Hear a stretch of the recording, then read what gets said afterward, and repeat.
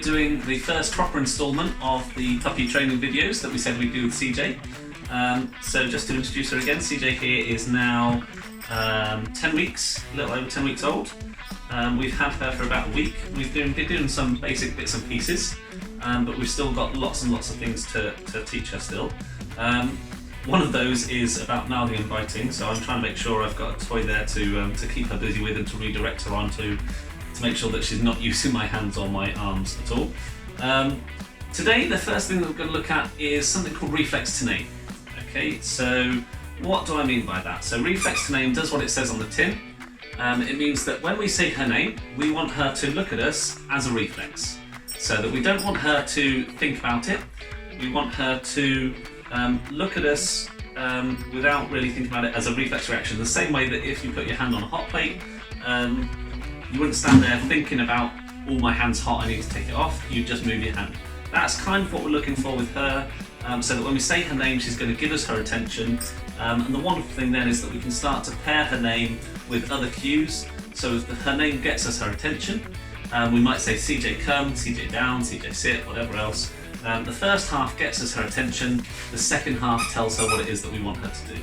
And if you think about any situation you can think of, there are very few in which it's not a good thing to be able to get her attention exactly when we want it. So let's say, for example, if you're down the park and she's got distracted by a bird, a squirrel, another dog, anything like that, if we can almost guarantee that we can get her attention, then that's going to be a really powerful tool to have in our arsenal. So how are we going to train it? We're going to train this what's called classically, so we're classically conditioning it. There's two types of conditioning when we're getting into our behavioural psychology, not that we need to, but it's worth knowing. So the two types that we normally use are classical or respondent conditioning and operant conditioning. Now, operant is when we're doing any of the behaviour stuff. So if we wanted to ask her to sit, for example, CJ, sit. You're too busy playing to get a treat out. CJ, sit. Yes. So if we're doing operant conditioning where she's doing behaviours, CJ, touch. Yes. She does something, we can mark it, and then we reward. So operant stuff is behaviours that she's thinking about, whereas classical stuff is subconscious stuff. Okay, so we tend to use it a lot more for emotions and changing emotions in reactive dogs, for example. But because we want this as a reflex, we're also going to use classical conditioning for a reflex to name. So how are we going to do it? We're going to get some treats in our hand, and what we're looking to do is we're just going to say her name and pop the treat in. CJ. Now at this point it's really important to note that it's not dependent on her doing anything for her to get this treat. She's not earning it, she's essentially getting freebies. As long as I've said her name, she gets that treat. CJ. And that's the crucial thing to remember. It's not contingent upon her behaviour. She doesn't have to be already looking at me. She can be looking out away from me, or she can be looking at me. As long as I say her name and get that treat in the sharp end within a couple of seconds. CJ. Good girl. So all we're going to do is lots and lots of repetitions of that. That's the only downside with classical conditioning, is it takes lots of reps. So we're looking for ideally about 2,500 repetitions in order for that to be, properly bomb-proof and properly kind of sealed in there. We're not going to be scared by that. CJ. All we're going to do is make sure that we say we're going to do 10 times a day. We're just going to do some reflex to name practice, and over time then we can just build it up, CJ, so that it becomes ever more solid, and eventually we'll have that thing where regardless of what else is going on, we can say her name and she'll have that really good reflex to name. A couple of things to bear in mind with this. CJ, if your dog has any nicknames, if your puppy has any nicknames, then you need to make sure you're picking the main name and sticking and using that for your reflex to name practice. And that's going to be the one that you actually look to get that reflex response from. CJ. So with her, she's already CJ, Weej, Siege, Weej, Puppy, Pupster, the annoying thing, and anything else we can think of. CJ. So we need to make sure that when we're actually doing the practice with her reflex to name, we're picking her name and using that one. We also need to make sure that we're doing it at a reasonable volume and intensity. CJ.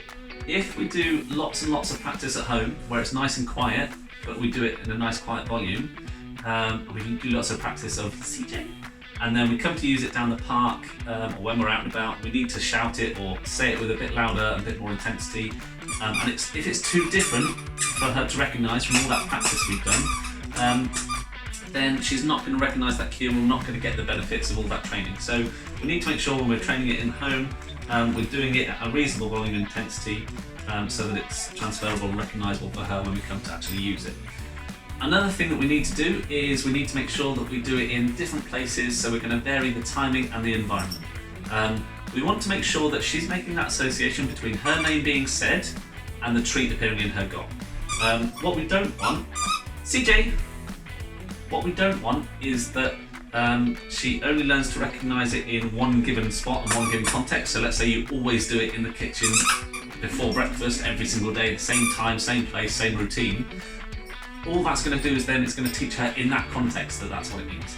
Whereas what we want to do is we want to generalise it so that she recognises her name means look at me, regardless of where we are. So we can practice it sit down in the kitchen, stood up in the kitchen, in the lounge, upstairs, out in the garden eventually, and then when we come to actually take her out on walks, we'll start to do some practice out walks as well. So we're building up not just the number of repetitions, but also the context in which we're doing it as well. I think that's about it for Reflex to Name.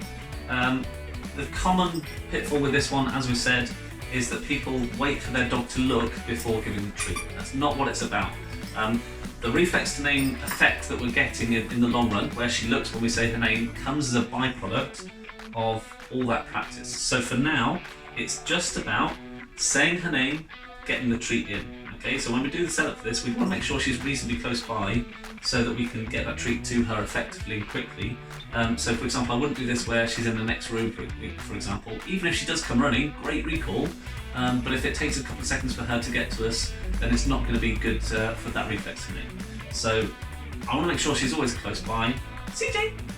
And when we do it, we're just saying her name and getting the treat in, regardless of if she looks or not. That look is going to come over time as a byproduct, but it's not. It doesn't have to be there to begin with.